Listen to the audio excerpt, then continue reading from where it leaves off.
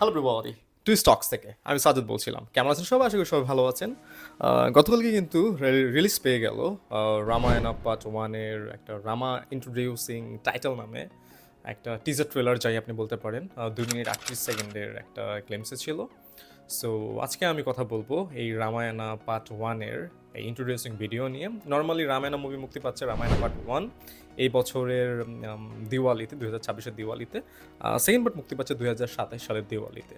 So এই মুভিটা direction দিয়েছেন নিতেশ তেওয়ারি, যার ঝুলিতে রয়েছে বাঙ্গালের মতো ছবি। আর নিতেশ তেওয়ারি তিনি বলছেন যে এই মুভির বাজেট নাকি ধরা হয়েছে অলমোস্ট 400 মিলিয়ন মার্কিন dollar. So it's really huge. আমি যদি এটা রুপিতে কনভার্ট করি, এটা অলমোস্ট 3,500 কোটি রুপির কাছাকাছি। So it's really huge. But নেটিজেনরা বলছে এটার বাজেট নাকি কমতেও পারে। সো লেটস সি, যখন মুভি বের হবে বা পোস্ট প্রোডাকশন ইত্যাদি সব কিছু কাজ শেষ হবে, তখন আমি ধরতে পারবো বা বলতে পারবো। সো আমি আজকে রামায়ণা পার্ট ওয়ানের 2 মিনিট 38 সেকেন্ড যে গ্লিমসটা আমি দেখেছি, রামা ইন্ট্রোডিউসিং টিজার ট্রেলার, যে আমি যেটাই বললাম আর কি, এটা নিয়ে আজকে কথা বলবো। সো আর কথা না বাড়াই ভিডিওতে চলে যাই, লেটস গো।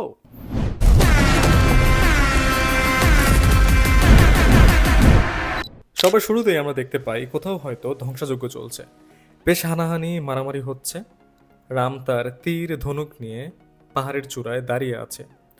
রাম হেঁটে যাচ্ছে, সবাই তাকে ফুল ছিটাচ্ছে।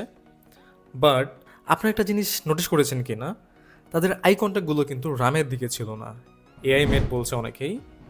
আই হোপ মুভি রিলিজের আগে এই ভুলগুলো তারা সংশোধন করে ফেলবে। এই সিনে রাজসভার সবাই আছে, যে তিনজনকে দেখতে পাচ্ছি হেঁটে যাচ্ছে তারা শিওরলি রাম, সীতা এবং লক্ষ্মণ।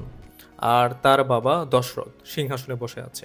আর এই সিনটা হতে পারে তাদেরকে যখন রাজা দশরথ রামকে নির্বাসন দেয়। নির্বাসনে গিয়ে তার হয়তো রাবণ ছাড়াও অনেক শত্রুর মোকাবিলা করতে হবে। রাম, লক্ষ্মণ, রাজা দশরথ তারা এবার ফাইট করছে কোনো শত্রুর সাথে। এই সেই হরিণ যাকে আপনি রাক্ষস বা দৈত্য বলতে পারেন, তার অরিজিনাল নাম মারিচ। সীতাকে অপহরণের পুরো প্ল্যানেই ছিল সে কি প্লেয়ার। রাবণ তাকে বলে, তুমি হরিণের রূপ নিয়ে সীতার কাছে যাও। আর সীতা সে হরিণ দেখে মুগ্ধ হয়। সীতারামকে বলে ফেলে, তুমি যাও এই হরিণটাকে ধরে নিয়ে আসো আমার কাছে, আমার এই হরিণ চাই চাই। তারপরেই বেসিক্যালি আসল খেলা শুরু হয়ে যায়। রাম দূরে থাকলে মারিচ তার আসল রূপ ধারণ করে রামের কণ্ঠ নকল করে বলে, লক্ষ্মণ আমাকে বাঁচাও। তো সেই সময় আবার লক্ষ্মণ ছিল সীতার কাছেই, তাকে পাহারা দেওয়ার জন্য। ভাইয়ের আর্তনাদ শুনে লক্ষ্মণও চলে যায় তার ভাইয়ের কাছে। এই সুযোগেই রাবণ সীতাকে অপহরণ করে লঙ্কায় নিয়ে যায়।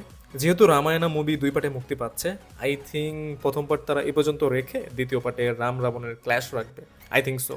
রাবণ চরিত্রে ইয়াশ লিটারেলি একদম চুরমার করে দিবে। এখন পর্যন্ত তার লুক রিভিল করা হয়নি, দেখানো হয়নি। সো রাবণের গ্লিমসে আসার পর রামায়ণের হাইপ আর অনেক গুণ বেড়ে যাবে। এখন যেহেতু এর যুগ, তাই অনেক এআই রিলেটেড জিনিস থাকাটাই স্বাভাবিক। এই মুভিতে বিএফএক্স এর কাজ করেছে 8 বারের অস্কার জয়ী ডিএনইজি, আর মিউজিক দিয়েছে হ্যান্স জিমার। মনে হয় না তাকে নিয়ে আমার কিছু বলতে হবে। বিএফএক্স এর কাজ আমার কাছে খারাপ লাগেনি, টাইম আছে এখনো। আই থিঙ্ক তারা যত্ন নিয়েই সব কিছু করবে। আমি তো বেশ এক্সাইটেড এই মুভি নিয়ে। আর যারা হিন্দু ধর্ম চর্চা করেন তাদের কাছে আরও মোস্ট অ্যাওয়েটিং মুভি হতে যাচ্ছে এই রামায়ণা।